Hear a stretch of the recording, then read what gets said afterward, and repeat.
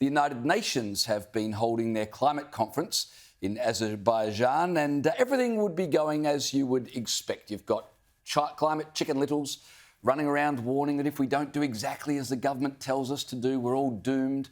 You've got Pacific Island leaders running around saying Australian taxpayers have to give them money, otherwise their entire countries will disappear under the ocean and it'll be our fault. And then you've got Chris Bowen doing exactly as you'd expect Chris Bowen to do, running around throwing our money around like it's confetti. And you've got an Australian bureaucrat giving an acknowledgement of country, except there's no Indigenous people to acknowledge and she's not even in our country.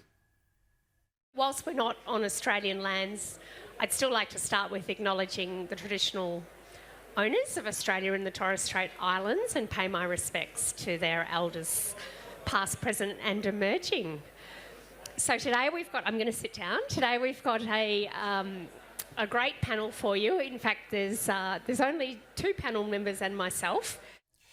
So first she explains that an acknowledgement of country is not necessary, only then to do an acknowledgement of country. Thank God there were only 5 people in the Australian pavilion to witness this embarrassment, but does that not prove how brainwashed these people are? She says, don't really need to do this since we're not in our country, but I'm going to do it anyway. Well, if there's one bit of solace out of all of this, it's that she didn't get to brainwash many other people either. I mean, there were about 4 or 5 in that crowd there for the great panel of 2 people. You know, we paid 870 grand for that pavilion at COP29. Oh, 870 grand, and there were all of 5 and then 6, 7, 8 when you count the people on the stage. And when they paid for it, they said, this all came out last week, of course, when COP29 kicked off. They said, you know, it would be a home away from home for Australians who had gone to COP29, and it would be a chance to showcase all that is great about Australian industry when it comes to renewable energy, and those who wanted in managed to get welcome to country that they may well have never even been to.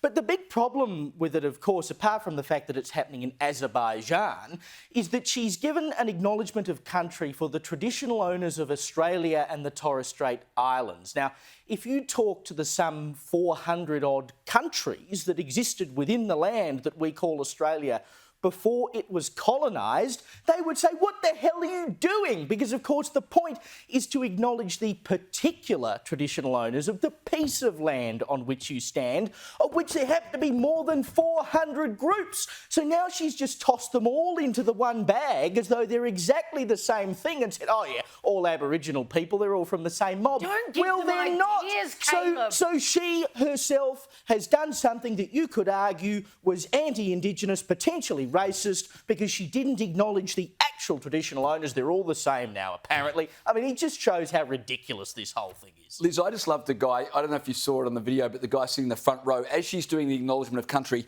he grabs his phone and takes a photo. Think, I'm going to remember this moment forever. He's probably filming it, just being like, this has got to be the stupidest thing I've ever seen.